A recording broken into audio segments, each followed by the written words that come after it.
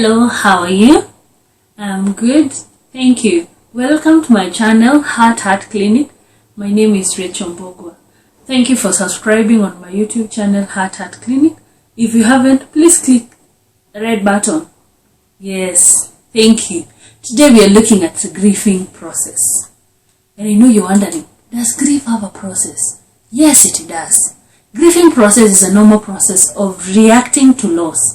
The loss may be physical, that includes death. You've lost a loved one. It could be social, loss of a marriage through divorce or even separation. And it could be also occupational. That loss can be occupational. How? Loss of a job. Emotional reaction to grief includes anger. You're always angry. Why did they let me go? In the way I was a good employee. Guilt. I wish I never did that. If I had not passed through that road, I would not have had an accident. Anxiety. So what will happen to the children? Who will be providing for them? Sadness. You don't want to talk to anyone. All you want to is just to be alone. These are reactions, the emotional reaction to loss or grief and despair. I wish I can also die. You've given up in life. The process is classified into 5 stages. This is according to Elizabeth. The stages do not necessarily go by a given order, but one can experience them randomly and can be repeated.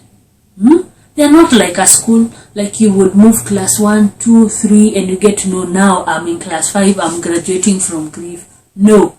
There are 5 stages and they can be repeated and they can interchange and they can be random. It doesn't have to follow a given order. Number 1 stage that you may experience is acceptance, where you receive a news that you've been retrenched from your job and you say, well and good, let's move on. So I get to go to know what is my next assignment. That is acceptance. Or you hear so and so passed on and you're like, what? Yeah, such is life.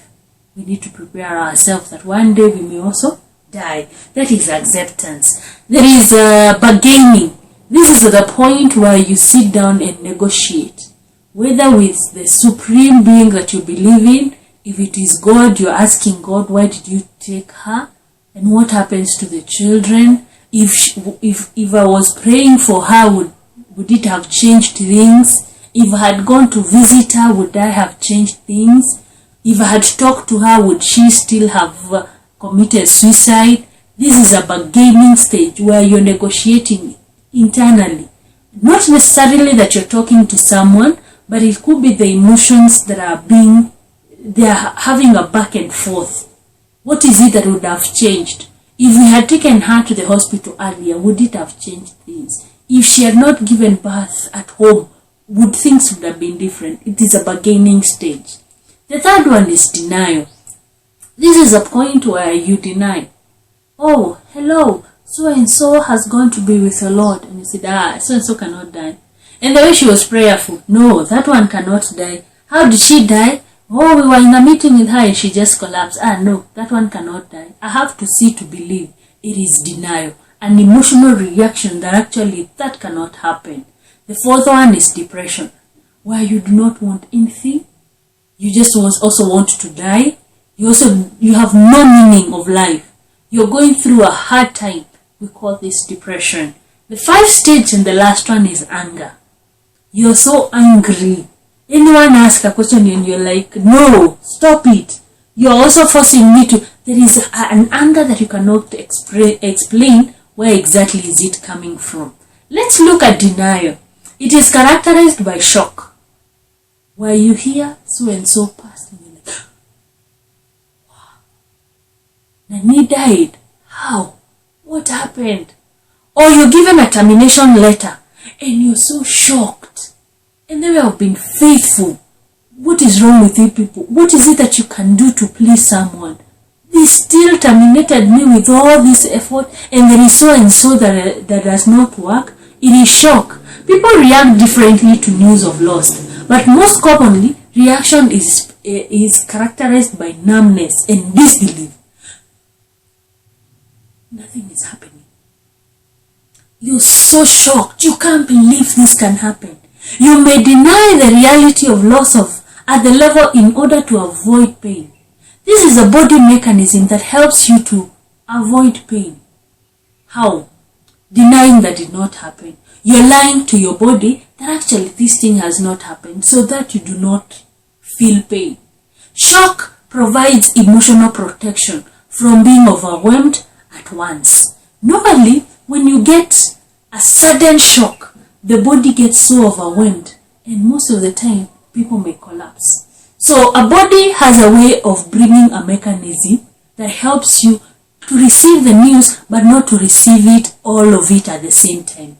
So denial behaves like a valve that allows you to believe, deny, allow some few reality to hit in, then it blocks. So that your body does not get to a numbness that cannot be reversed again.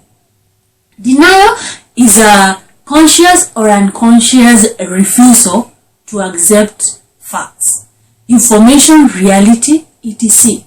Reacting to situation concern is a defense mechanism, and preferably it is very natural. So some people can become locked into this stage when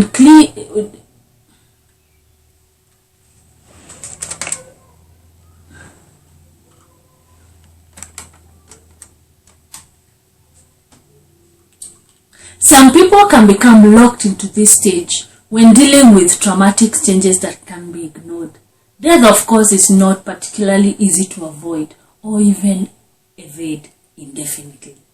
Some of the statements that shows that you are in denial are, I'm okay. So how are you doing? I'm okay. The other one, you'll hear them say, my mom can't be dead. How? She can't be dead. She's the one who's been supporting us in this family. I was with him yesterday. How can he die? These are statements that shows that actually you're in denial stage. I am the manager in charge after the job dismissal. You've already been given a termination letter.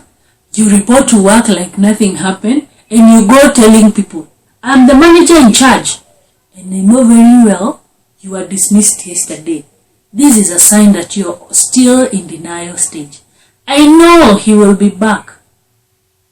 Someone will hear that they passed on, and instead of believing that actually they passed on, you're saying, Najua atarudi. He will open that door one day. He will pass it. I know he is coming this evening. Is a characteristic that actually you're in denial stage. The cancer patient might insist that the doctor is providing inadequate services. Huyu daktari si mzuri.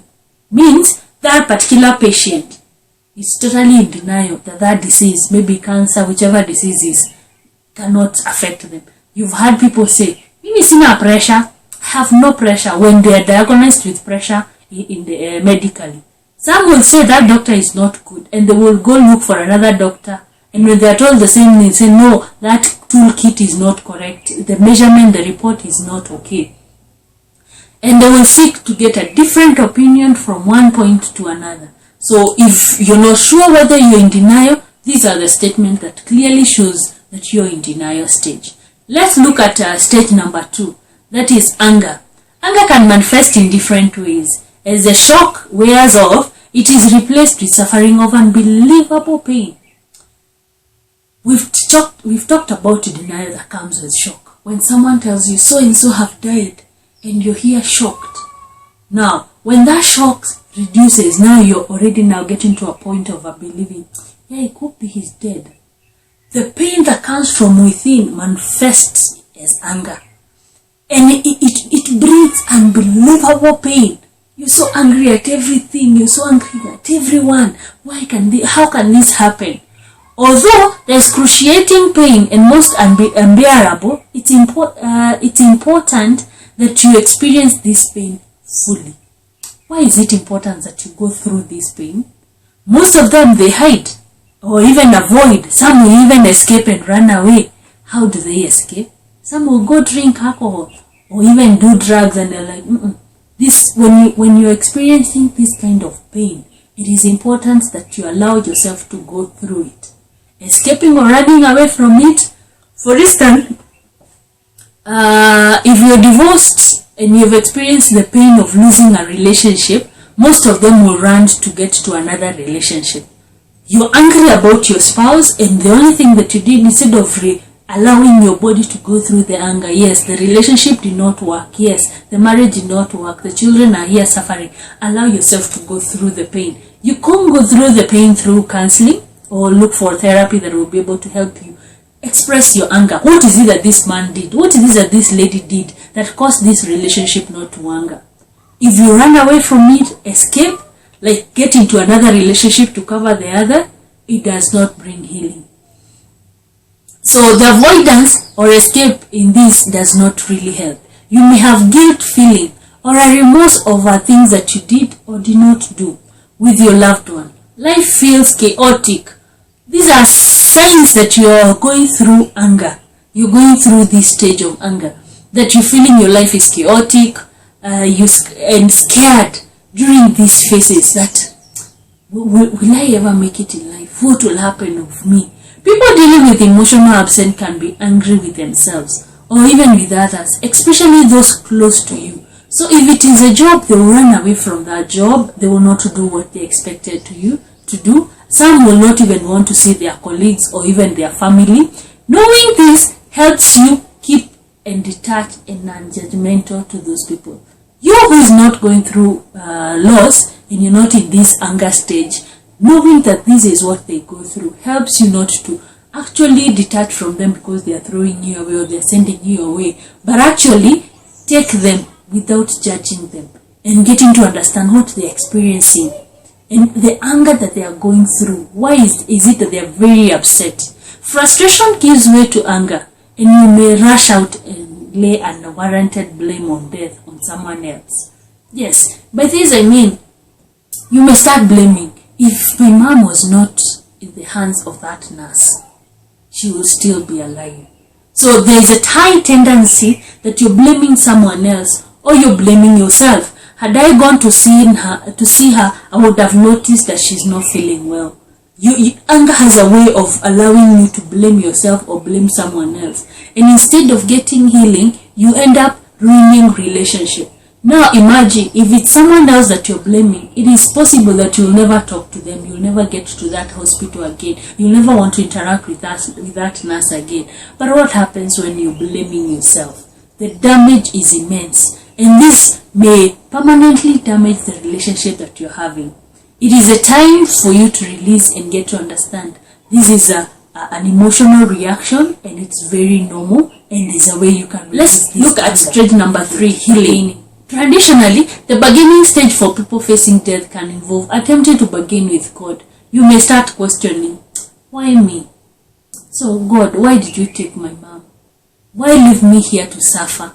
Why wouldn't you have taken me and leave my mom? You know, my mom would have taken care of the other children. Or you're bargaining with God concerning your job. Why would my manager take me instead of so and so who does not even report to work on time? It is an act of negotiating how things would have been done differently. And some will even get to a point of despair when you say, I will never drink again if you just bring him back.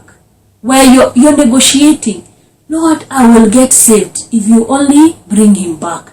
Lord, I will serve you if only you would heal my loved one concerning this. People facing less serious trauma can begin and seek to negotiate a compromise. For example, can we still be friends?